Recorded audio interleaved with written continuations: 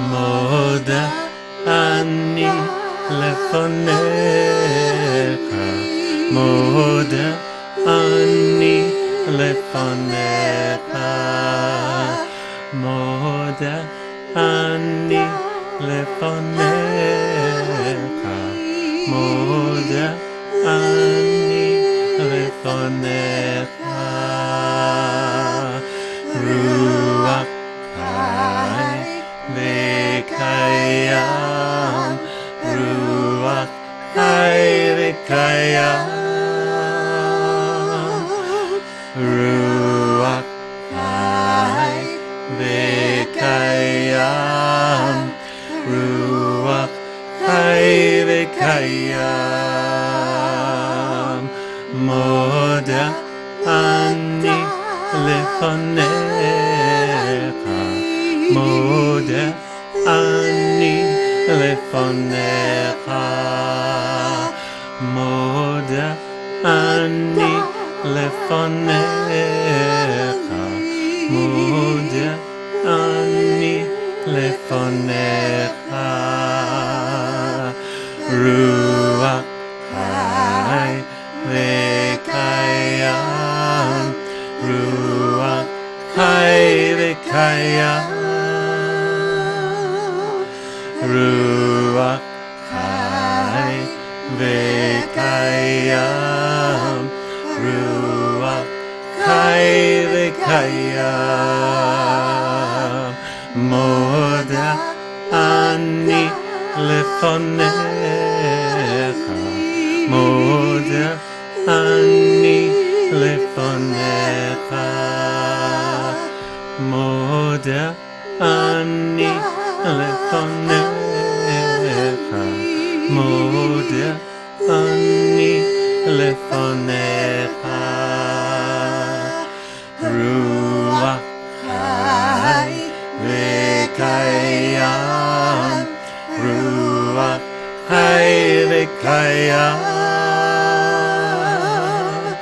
רוח חי וקיים, רוח חי וקיים. מודה אני לפניך, מודה אני לפניך, מודה אני לפניך, מודה אני לפניך. רוח חי וקיים, רוח חי וקיים, רוח חי וקיים, רוח חי וקיים. מודה אני לפניך, מודה אני לפניך, מודה אני לפניך, מודה אני לפניך. רוח חי וקיים, רוח חי וקיים, רוח חי וקיים, רוח חי וקיים.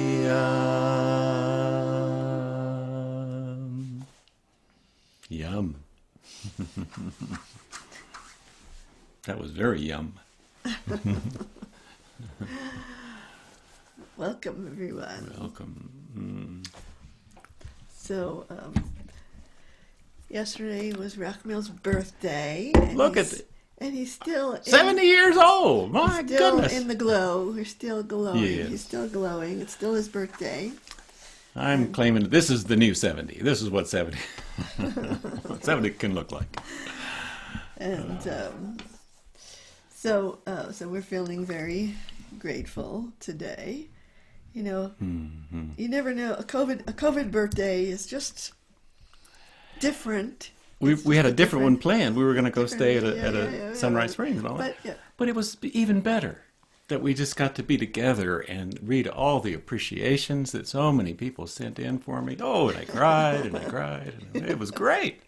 and I can make him cry. I'm happy. Yes, yes, Yes. because it's tears of So love and joy. we come together in practice, and even though you are muted, I can hear you. I know I can hear you, and we can hear each other. And I'm gonna take a moment to look around the Zoom room to connect with every person here Oh, hey, to hey. Oh my gosh. Oh. find the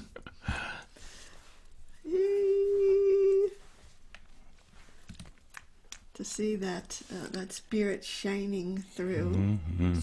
Sometimes shining through a name or your names. Oh, also Jaffa Schnitzer's Oh, yeah, birthday Jaffa's was birthday yesterday as yesterday. well. We share Jaffa's a birthday, too. just a few years apart. Happy birthday, My birthday Jaffa. buddy.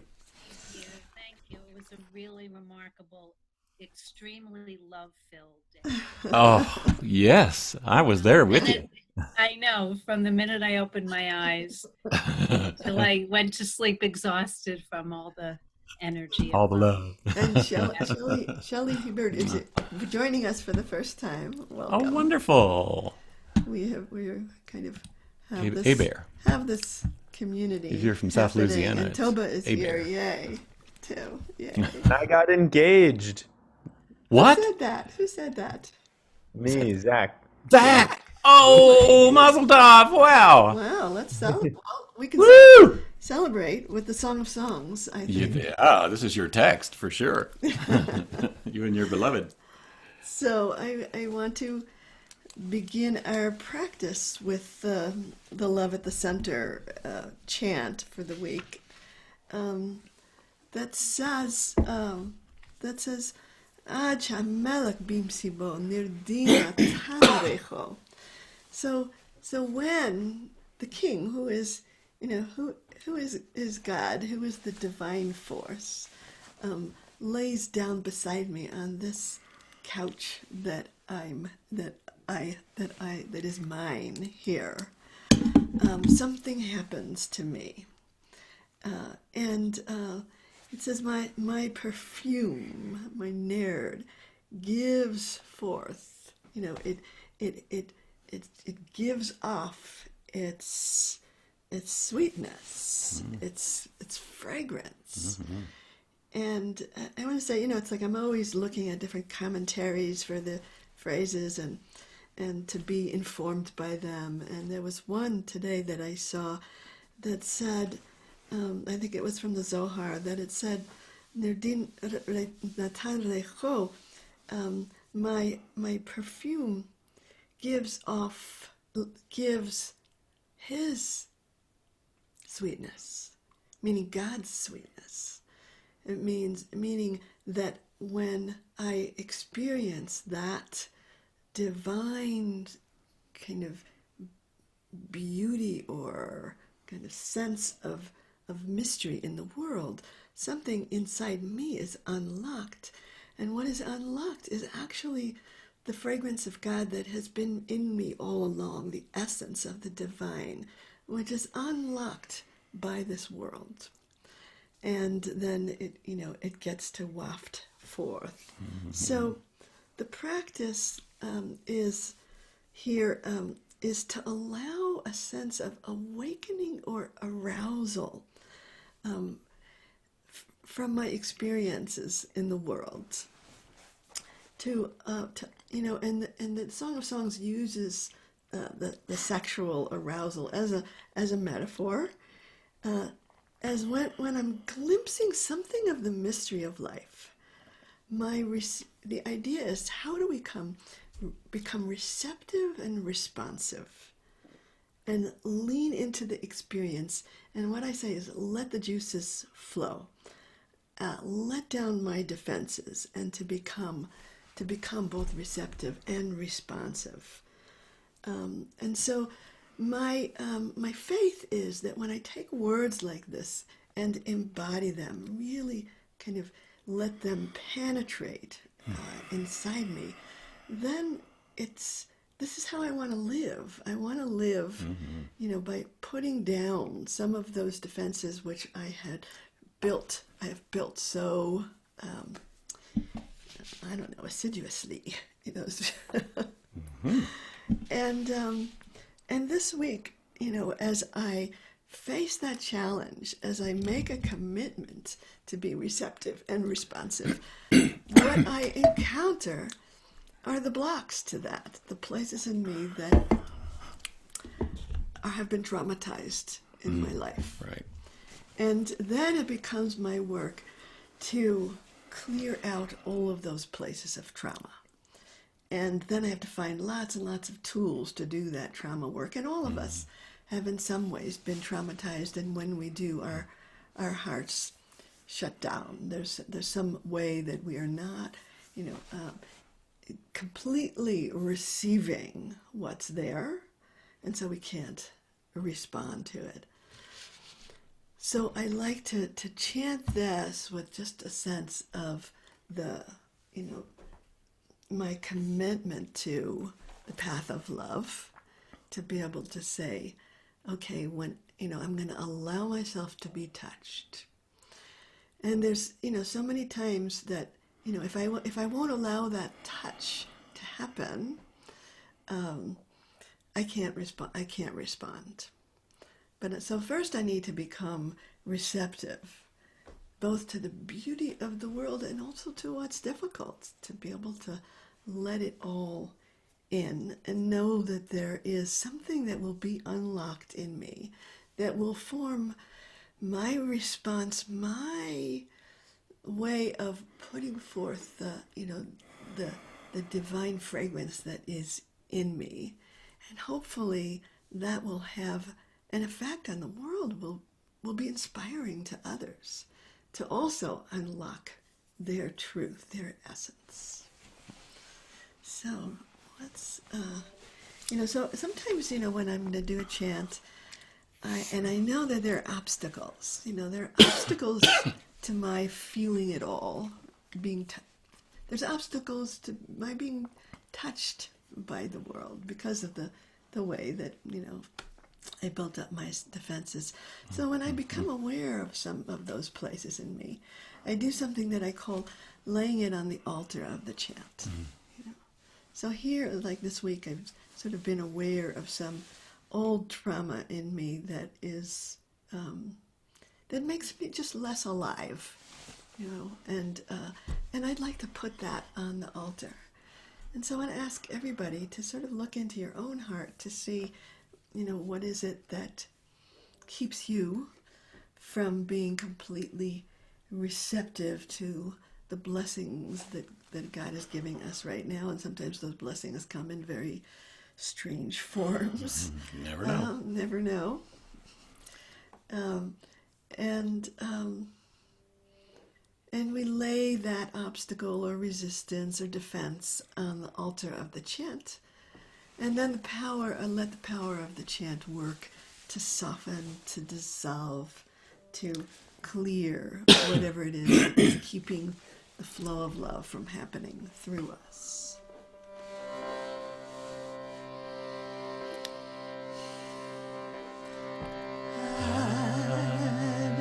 Shemelech bin Sibo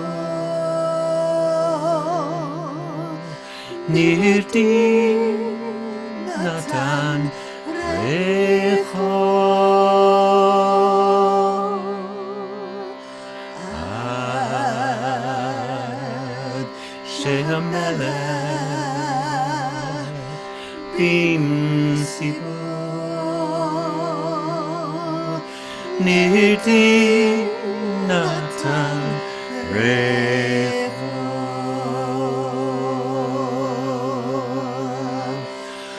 Ad Shemelech bin Sibo Nirdi Natan Recho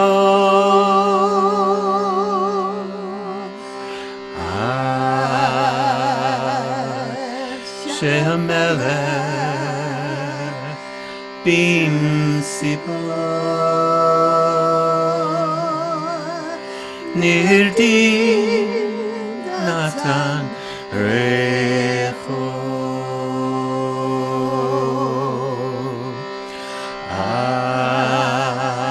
Ad Shehamelech Bimsibo Nirdi Natan Recho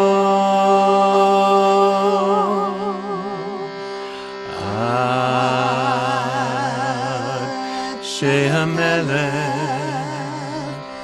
Bimsibo Nirdi Natan Recho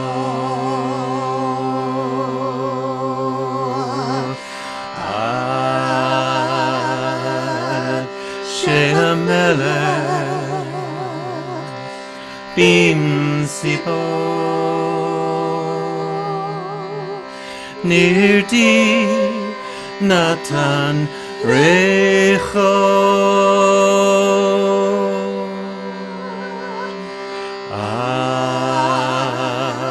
Ad Shehamelech Bimsibo Nirdi Natan Recho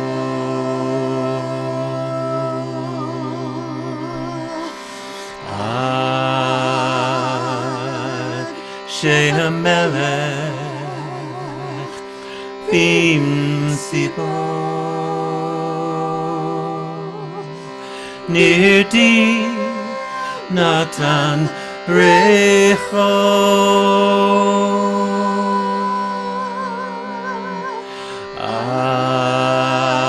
Ad Shehamelech Bimsibo Nirdi Natan Recho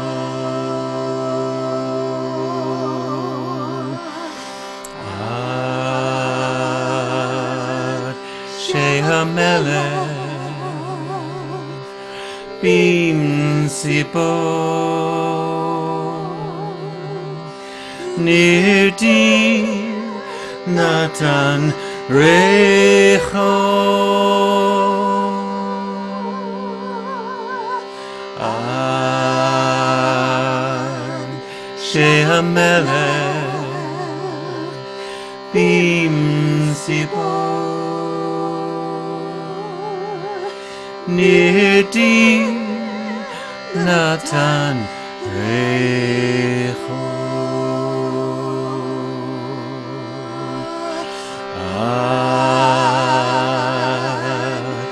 Shehamelech Bimsibo Nirdi Natan Recho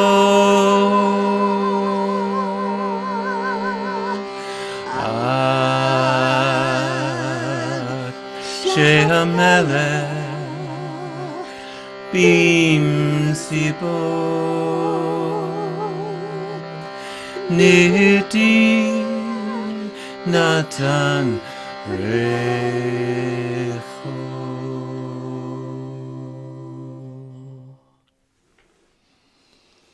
So I invite you to just breathe into the heart.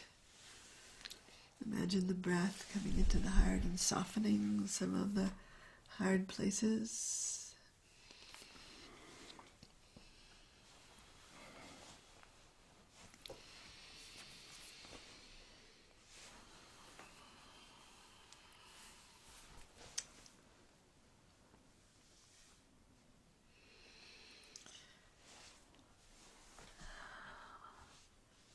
So Shira Shirin teaches us that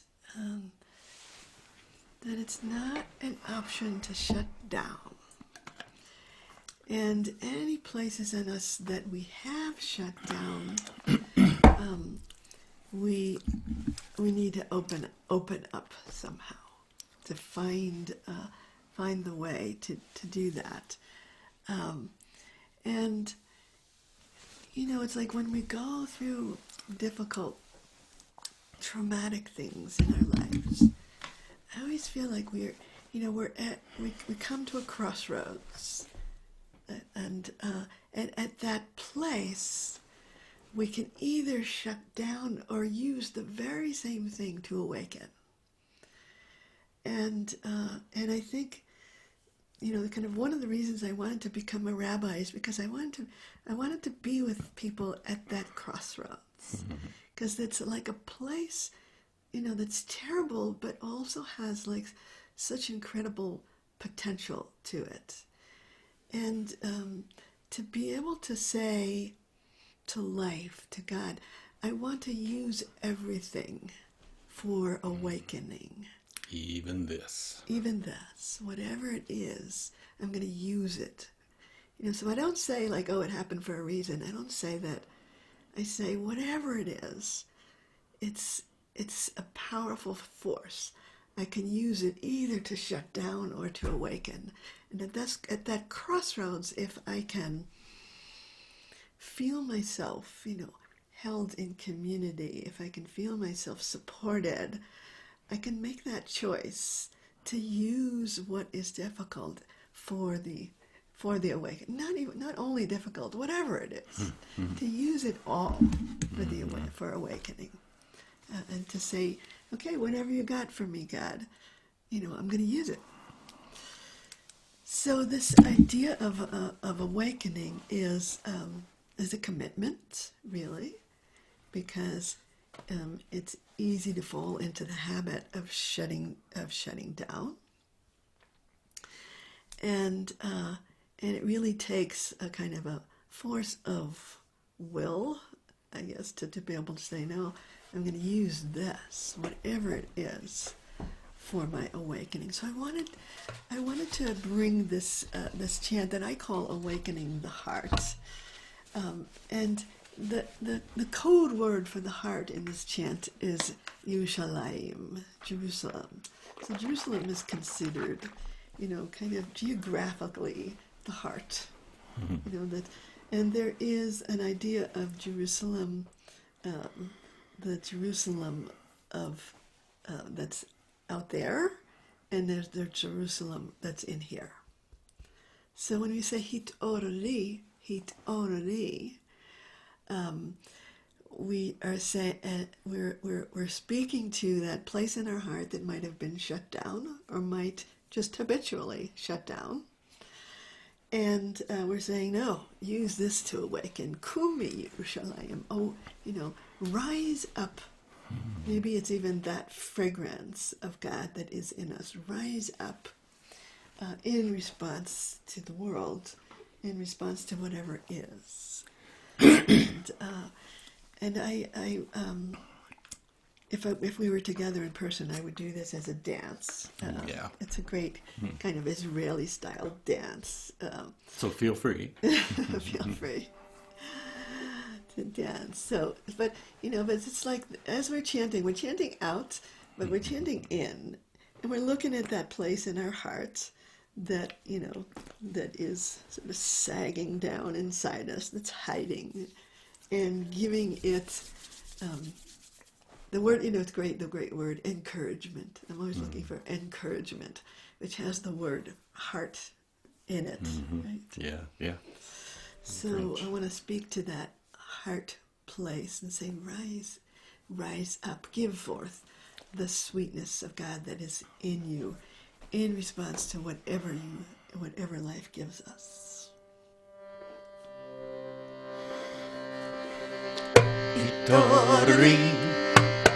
Hitorri, Kumi Yerushalayim. Hitorri, Kumi Yerushalayim.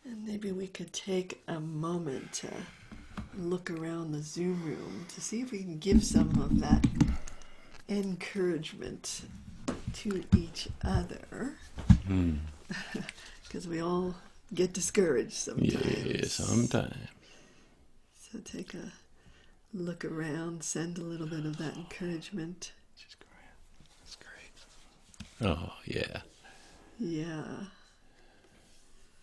Oh. So many beloveds.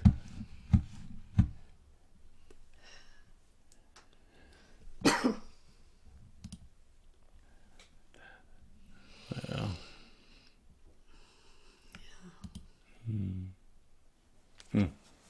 Wow.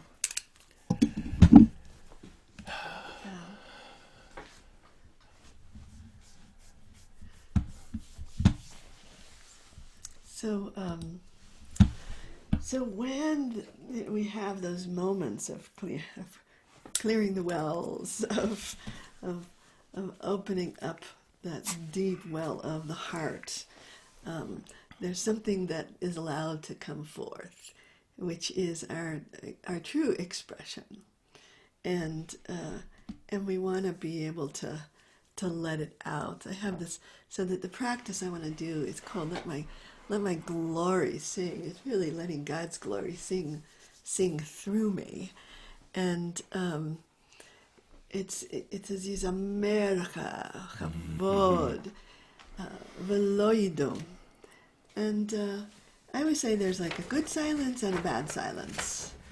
And if ever in your life you were ever told to shut up, you know what bad silence feels like. You know, it's sort of being shut down. And maybe you even told yourself to shut up. You know, like it can come from anywhere. That kind of shut down place.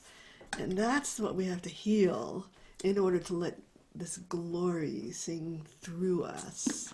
So we heal that. And when I first created this practice, I had this vision from like cartoons when I was young of the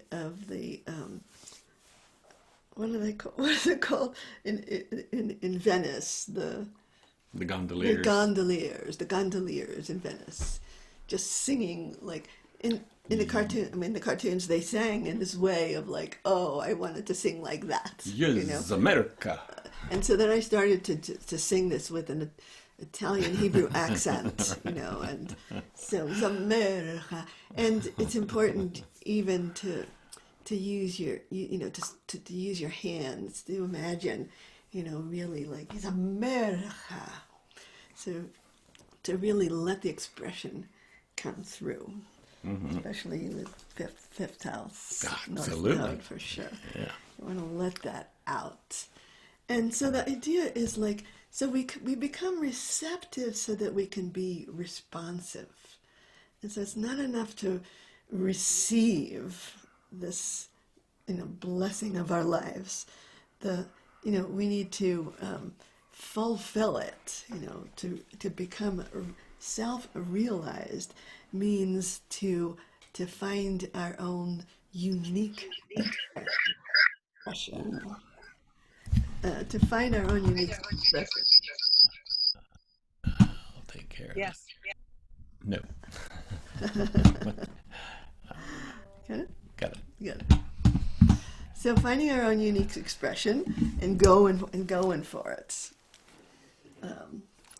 So is America. So we're going to start off with, you know, both of us will sing this kind of melody part, and then at some point I'm going to go into kind of riffing on it, and I invite you to go riff also. You know, play, to allow whatever wants to come through, and to have it, feel it, you know, come through in your expression, because this is what God wants. God wants you to play. Mm-hmm.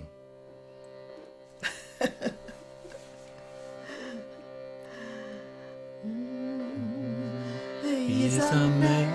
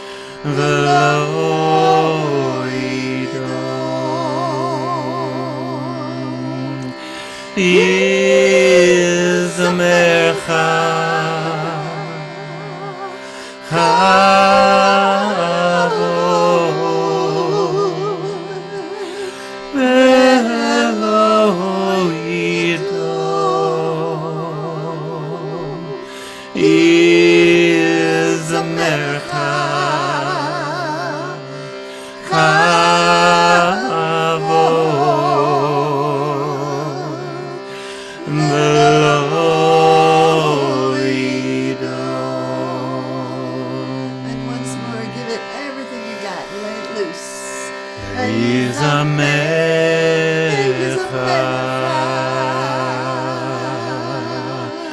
Kavod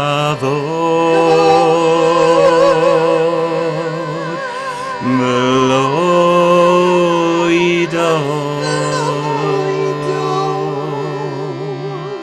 Yizamecha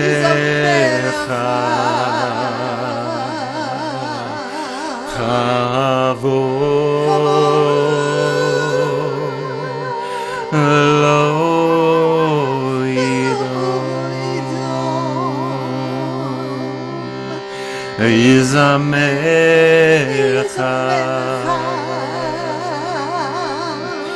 Kavod V'lo Yidon Yizamecha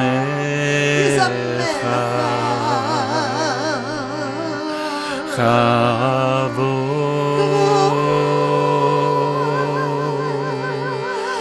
V'lo Yidon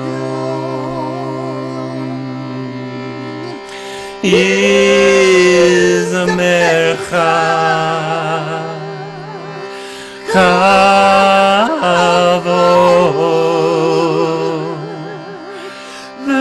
V'lo Yidon Yizamecha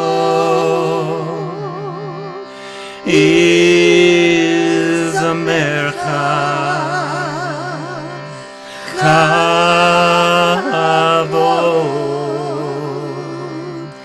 V'lo Yidon Yizamecha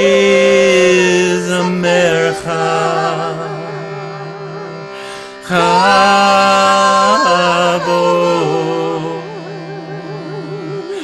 V'lo Yidon Yizamecha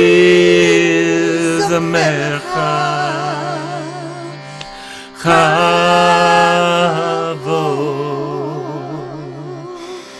V'lo Yidon.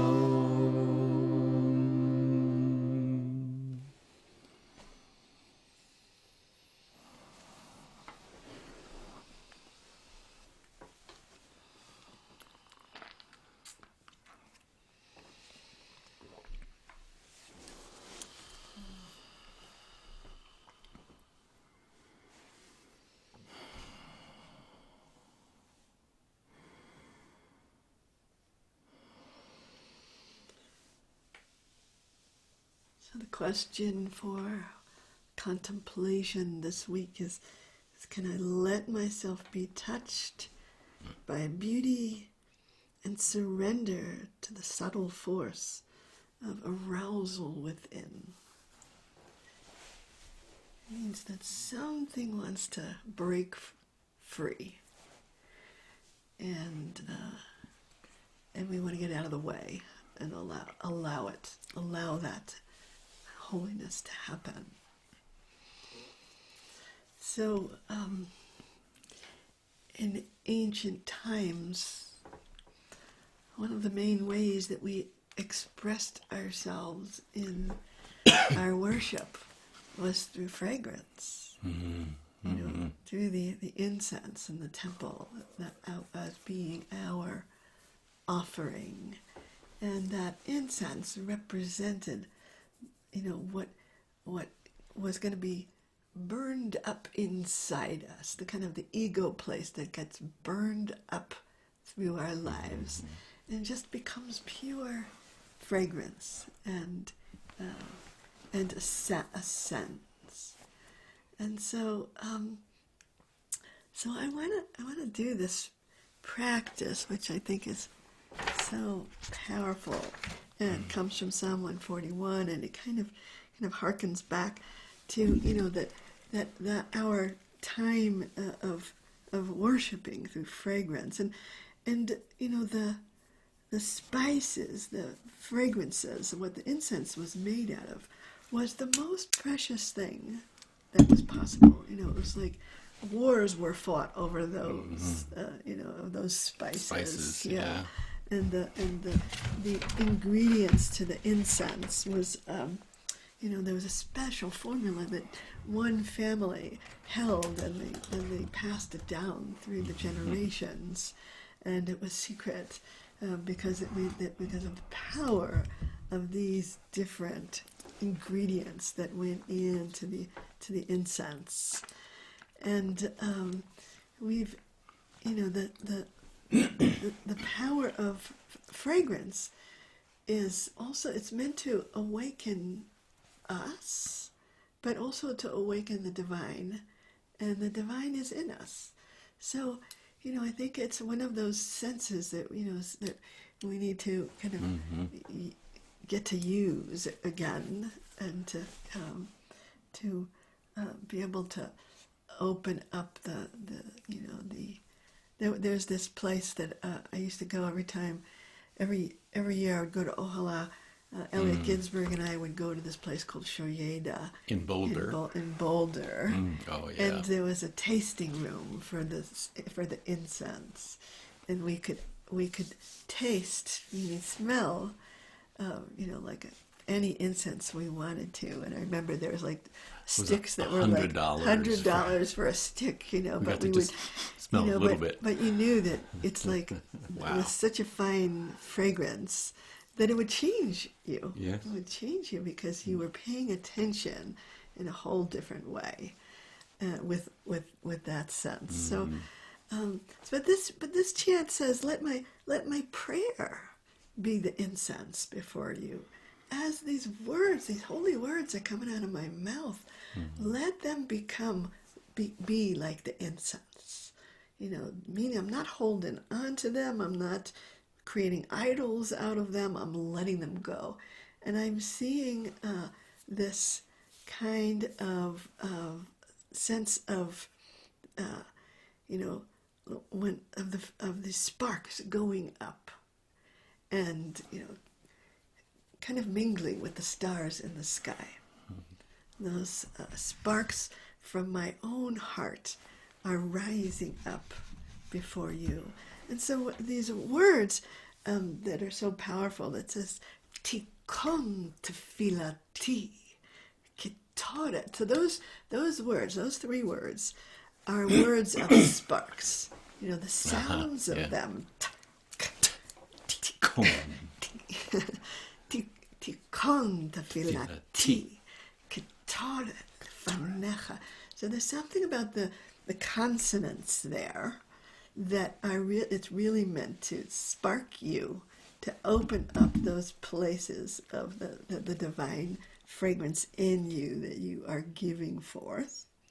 Tikon, and establish that place as your prayer. And then the last word, lefanecha, is sort of like a different kind of sound. It's like, oh, this is all for you. This is all in your presence. And this is why I do this, so that this great you can receive it and respond to it. So I want to enter into the experience, and these are holy sounds. It's not only what they mean, but it's what they feel like in your mouth, and the way that these sounds change us. So what I'm hoping is that what these sounds will do will that we will be sparked, that we will open up those places in us of aliveness, awakeness, courage, joy, that those sparks represent, and that we lay them before the divine presence. Oh, I'm talking myself into this. Sounds good. I want to do it. Let's do it. So we'll do this practice. It has this kind of power to it, and and it just the sense that every person has some kind of uniqueness that is sometimes locked up inside us, and we can spend a lifetime really with the intention of unlocking what's already there, so that as it rises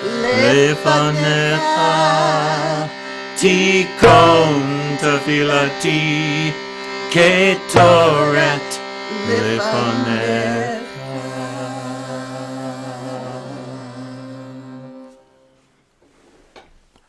Take a moment, keep your eyes closed, and in the silence, feel that aliveness inside, your heart awakening,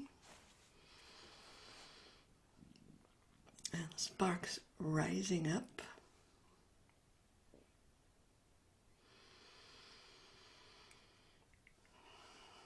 As your prayer.